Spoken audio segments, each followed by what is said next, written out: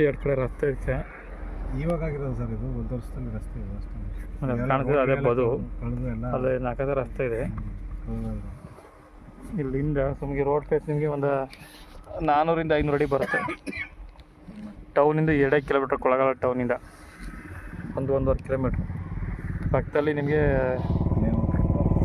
Housing board ಪಕ್ಕನೇ ಇದು property. ಚೆನ್ನಾಗಿದೆ ಜಾಗ. 2 ಎಕರೆ ಅಲ್ವಾ?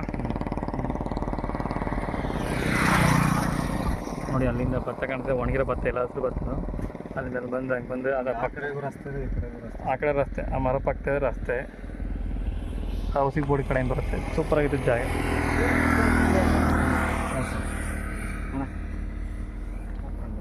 ಲೊಕೇಶನ್ ಹಾಕಿದೆ, ಅದು ಈಗ ಹೋಯ್ತು.